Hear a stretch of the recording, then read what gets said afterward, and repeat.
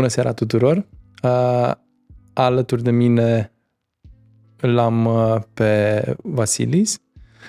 Vasilis este un bun prieten, aș putea să spun, chiar dacă nu ne cunoaște de foarte mult timp, și o să continui în limba engleză pentru că este natural și normal să vorbim într-o limbă pe care să o înțeleagă.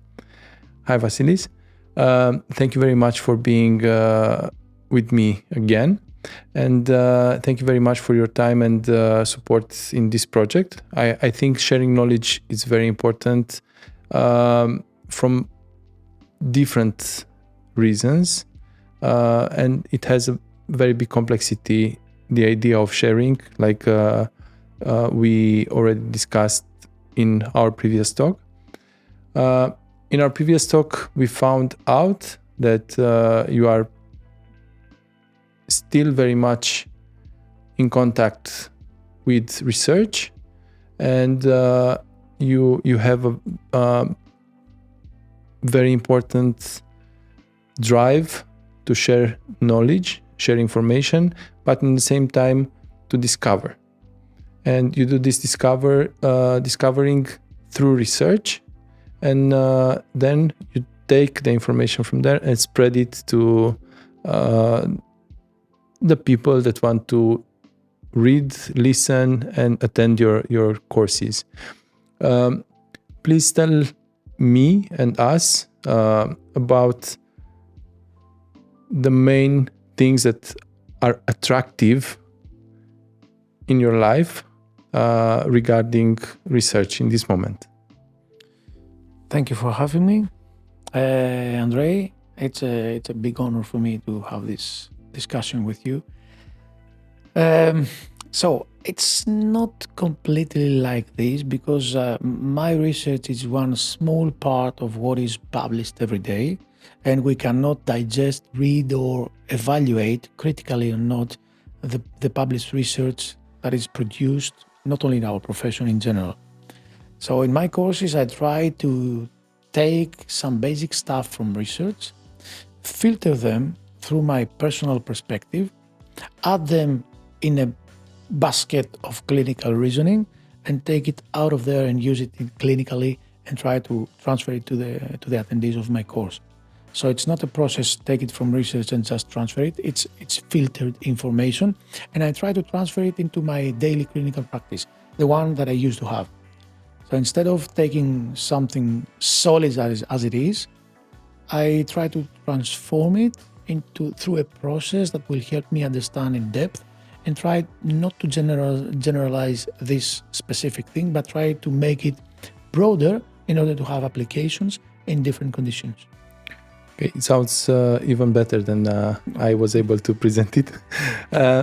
So one of the fields of interest, it's blood flow restriction. Yes. Why? Why? Because we live in a world that people spend money for, I'm going to say it, and you can cut it if you want, I don't know. No, we don't want to cut anything. Good. We spend money for passive modalities. Physiotherapy is not passive modalities. The patient should know that they will go to a place that they will not lie down and somebody will fix them. They have to be active, they have to be engaged in their process, they have to communicate their problem and be in an alliance with a physio so they can solve their problem and know how to do this. Blood flow restriction might seem like a passive modality, however, it's an application that is combined with training. So instead of me adding a short wave diathermy to the patient and decreasing pain, I would prefer to do exercising with a cuff on the leg or on the arm and promoting an active way of dealing with this condition and the pain or the symptoms in general through training. Okay, so deprivation of blood supply in one area can offer all of this? This started a few decades ago from Japan. The original name of this application was Kachu. And after that, nothing is a new knowledge. Everything we just try and remember things from the past and we transfer it now. So for example, the eccentric training that we used to use for tendinopathies is something that was first published in 1986 from Stanis, and then it was a new idea from Sweden, and then it was a big thing until recently. Similar stuff applies for blood flow restriction. Blood flow restriction is something that was used in a specific area of the world. Then it got it was spread around the world from strength trainers, not physiotherapists, and by accident entered the way of physiotherapy. I have to admit that during the process of learning, we used to ask each other in hospital, how much occlusion should I use? And you use a number. This number was not a representative number of each one of us. It was just a number. And my occlusion might be, let's say, if I added 120 millimeters of mercury, might be 50%, and for you might be 80%. So we started by experimenting. After a few years and through clinical observation and anecdotal evidence, we decided to go through research and prove what we've seen. And we figure out that if you use a specific occlusion percentage in other controlled conditions by using ultrasound and not by just inflating the cuff, you're getting specific responses. So there is a range of occlusion percentages that produce pain reduction, or I will use the word hypoalgesia, and there is specific percentages of limb occlusion pressure that they may result in similar responses in terms of muscle adaptations, short-term and long-term, that mimic not only muscles, I will add tendons, that mimic same training by using 70%, for example, of one repetition maximum compared to 30% plus blood flow restriction of one repetition maximum. So just for me to better understand, until now, everybody thinks that there are at least two different types of responses that we can have from the application of blood flow restriction. One is towards the pain, and we need a specific occlusion for this. And the other one is to create modification, changes in the tissues, muscles, adaptations, muscles or tendons and ligaments, I suppose, which requires a different type of occlusion. Yes, this is the understanding that you got from my words. Yes. However, blood flow restriction is used in geriatrics, musculoskeletal disorders, strength training of healthy individuals, strength training of elderly, training of athletes, elite performance, decreasing pain, improve circulation, decreasing cardiovascular issues after stroke, in neurological conditions, in Parkinson's. So it's something that, from my perspective, we use it for everything. And there is evidence almost for not nothing, I will not say nothing, but for a just small percentage of what is claimed to be responsible of producing. It's something widely used, but we don't have evidence for everything that we want the therapy to do. I will explain something in a different way. Would you call it a modality or a therapy? I guess I would call it as a training method. Training method? Yes. Okay. It's a training method. Like aerobic, it's blood flow restricted training. Mm-hmm. This is how I call it. Just to understand the extent of what I'm saying, a little bit less than 20% of the published research with regards to blood flow restriction are systematic reviews. Okay. So if you get such a big percentage of systematic reviews systematically evaluating the same articles, it means that we don't have enough evidence in order to prove or at least give a direction to the researchers. For the moment, there is so many applications, there is nothing that is standardized, at least a few things are standardized, and we try to figure out what is for what. Okay, so for the people that don't know anything about blood flow restriction, just in very, very easy-going, simple words, tell us, what are you doing with the patient? How are you restricting? So there's some inflatable cuffs, like the ones that we use to calculate the blood pressure. So you apply it at the most proximal site of the exercise limb. If it's going to be the upper limb, it's going to be here close to the axilla. If it's the lower limb, it's close to the gluteal line. And then by adding by using specific machinery. You inflate the cuff to a certain specific percentage of the complete occlusion pressure. So we go to the complete occlusion, no flow, and then you say, I will work in 60% of this one. So the machine will calculate, or you can calculate, but this is not reliable and valid. You will calculate how much of a percentage you want to occlude. So the patient is performing exercises with something that is restricting the blood flow. It's restricting both arterial and venous, or you want to target more one or the other? You always leave the arterial flow to be present, and most of the cases after the first repetition, the first set of repetitions, the venous return is completely occluded. So you get all the accumulation of all these metabolic substances of the training staying in one area, but actually now it's proven that this effect is not local. Probably the effect, the analgesic response following a BFR training session is global. It's systemic. It's proven in healthy, and we are performing a study now to prove it in shoulder patients and anterior knee patients. Okay, so occluding the blood flow in a certain segment, and keeping it like this for a period of time, probably you will tell me for how long it should stay, will not have effects only on the that specific limb. It's going to have effects on the whole body.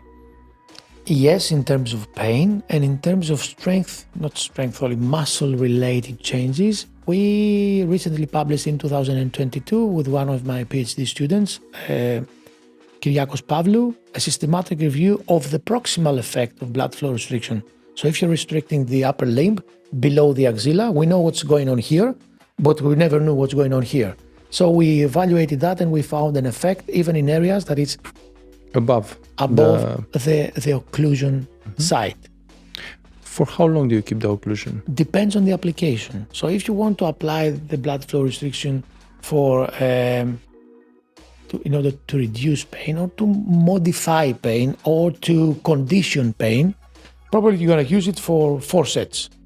4 sets of X repetitions that will take you 5, 6, 7 minutes. If you want to use it as a training method, then you may use it up to 30 minutes without keeping inflated the cuff through the process. However, this is not strange and dangerous, because we have surgeries by occluding the limb for more than 40 minutes with complete occlusion of arterial and blood flow and venous return. So it's safe if you evaluate some stuff in the beginning that we discuss in a while, and you can keep it there. So you do 1 set of leg extension, for example, and then you will do 2nd set, 3rd set, 4th set, deflate, wait for 2-3 minutes for reperfusion, and then do the same thing for a second exercise. So inflating, deflating is Yes. not going to change the outcomes of the training. No. So you don't need to keep it to make it No. purple, to kick everything out of it. No, you don't. But there is some reasons that you have to make it difficult, but it's not something we can discuss now. It's very extensive as a Because discussion. at the beginning, and usually in the gyms, when they use it for bodybuilding and strength, they really occlude it very hard. You have no control of how much you're occluding.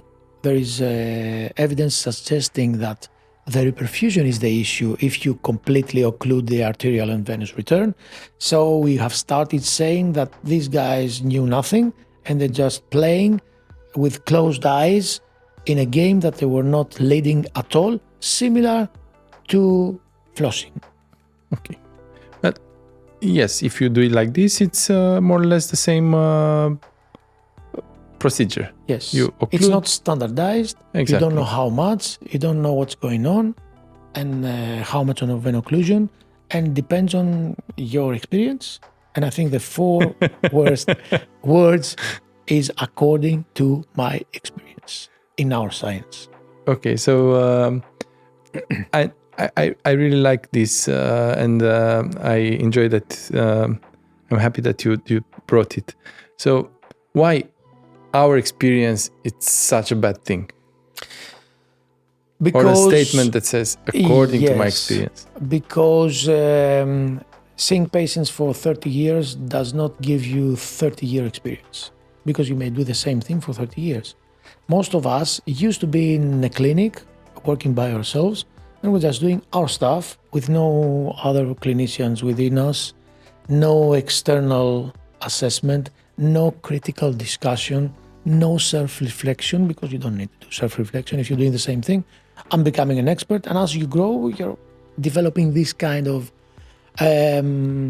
thought, and I totally disagree with that. I love to work with clinicians and I love to observe you working because I'm learning even from the worst student. I could learn something, and this is something that I learned in hospital. In hospital, we used to work 60, 70 physios in the same place at the same time. So if you had a free time, you could go and watch Andrei treating a patient. And you can modify your approach if you still kindly bits and bytes from all the clinicians that you work in the same environment. So it's good. The pre-process is good. Observing friends is good. Having journal clubs is good. Seeing a patient 3 physios together is better because 3 pairs of eyes is better than 1 pair of eyes. So this is my perspective. Okay, so leaving this aside,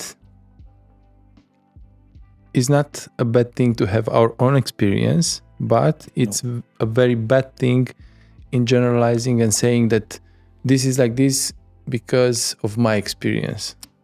Evidence-based practice, 3 circles, you know? Yeah. The one says according to the best available evidence, patient's needs, thoughts, and requirements, and plus experience. Clinical experience. So experience is over there, but it's not the first thing. You need to blend reasoning, patient, evidence, and experience at the same time in order to get the best of it. Okay, so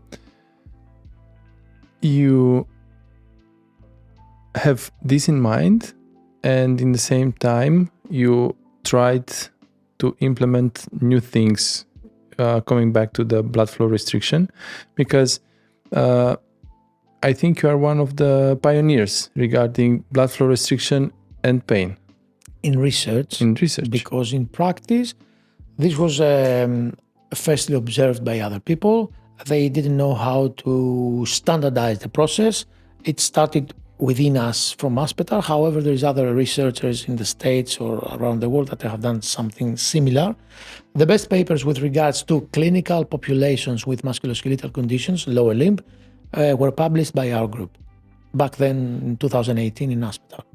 Okay, so it's still a very young type of training. Yes. Okay. Do you think that it will grow roots in the physiotherapy world? I guess that if we are open in terms of active treatments, it's going to conquer the world of physiotherapy soon.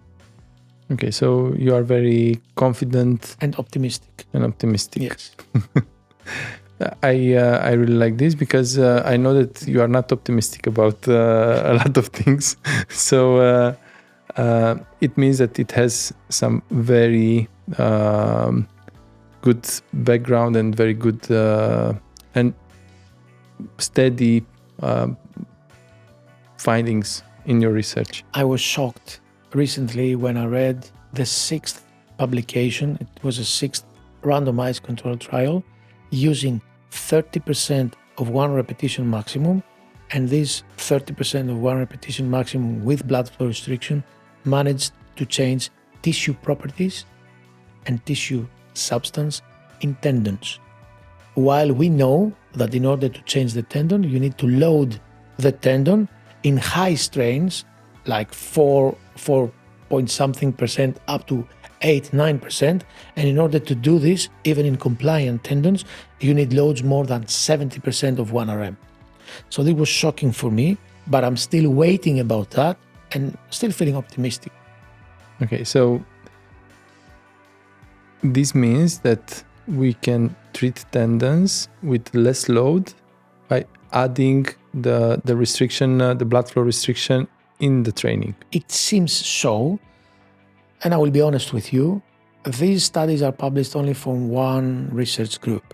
It means 2 things. Maybe they are biased? Maybe 3 things, because you added something. The one thing, it's highly expert. Okay, this is good. One thing, maybe. Second thing is, because we are talking about tissue properties and measuring stiffness and this type of stuff by using ultrasound, there is a error of measurement. Yeah. Maybe, I don't know. But the same error could apply in the control group, but however, it's not there. Plus, there is something else that we cannot adjust or we cannot figure out for the moment. Once another study will be published from a different research group showing the same thing, I will be positive and say what you said, because this is already proven in terms of muscle strength and muscle volume. Okay. So it's proven. There is no discussion in that. No discussion regarding muscle strength. Yes. And you may have the same results in terms of muscle improvement, muscle strength improvement, and muscle volume in trained people, but they know what means training, by using less weights. Yes. And this has several clinical applications in cartilage issues, in people that are they have issues in terms of loading and adding load to the joints, post-op patients. Okay, but in a post-op patient, can we occlude the member that limb that was operated? We used to occlude ACL reconstructed patients 48 hours after the surgery in hospital. Okay. And we still do this. They still do this. Sorry, I feel that I'm still there. Yeah, they still do this. Okay, so it's not a problem No, it's not. Regarding the blood coagulation and... if you're in treatment for this one and you are in close contact with the surgeon, the operating doctor, then you can do whatever you want. Okay, so it doesn't matter if you have some venous problems or... It matters. It matters. It matters, yes. Okay. And it's good that you brought it up. Safety is number one. So if you have cardiovascular issues, pregnancy, clotting disorders, taking specific medication, blood thinners, and all, never do this. Okay. In my Twitter account, I have pinned an algorithm of the most, clinical reasoning based way of using blood flow restriction in clinical practice. It's free for everybody. They can find it on Twitter and download it. The first thing you need to do is to be sure when blood flow restriction is a complete contraindication, and all these conditions that I told you is complete contraindication. You don't have to risk your license or another individual's life just to add a modality or a way of training. So there is so many other ways to have the same effect, because 10 years ago we didn't have it and we're still treating people. Mm-hmm. So calculate, measure the risk, and if it matters, don't go there. If it doesn't matter, you can do whatever you want. Okay, so to draw a conclusion regarding blood flow restriction training, it's a training method. Yep. It may help in more things that we ever thought. Yes. It has some clear and total contraindications, but for the people that you can use it, it's going to be very efficient. Yes, there are extensive reviews describing all the relative and absolute contraindications of using blood flow restriction. However, it's within our clinical experience and reasoning to stratify the risk and select the appropriate individuals for this application. Okay. It's in our hands. There is a big future within the application of blood flow restriction. There is some stuff that there are solid evidence suggesting their effectiveness.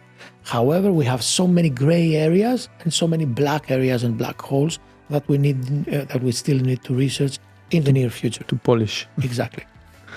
Okay. Thank you very much for sharing with us about the blood flow restriction, and I hope to see you soon. Thank you very much also, and I'm happy that we opened the door of blood flow restriction to the audience here in Romania or all over Europe. Thanks again. Thank you.